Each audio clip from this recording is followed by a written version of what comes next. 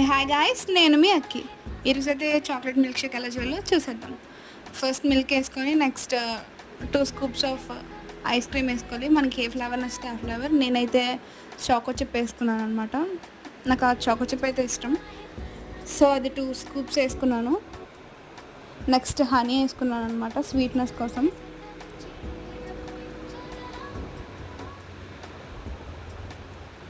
Next వచ్చేసి ice cubes వేసుకున్నాను, కొంచెం చల్లగా ఉంటుందని.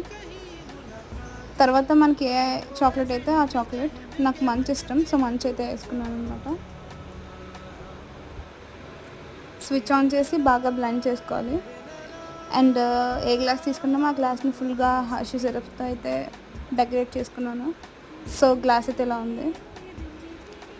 నేను చేసుకున్నది మిల్క్ షేక్ వేసుకొని హ్యాపీగా తాగాను. ఈ వీడియో చూసినందుకు థ్యాంక్ యూ సో మచ్.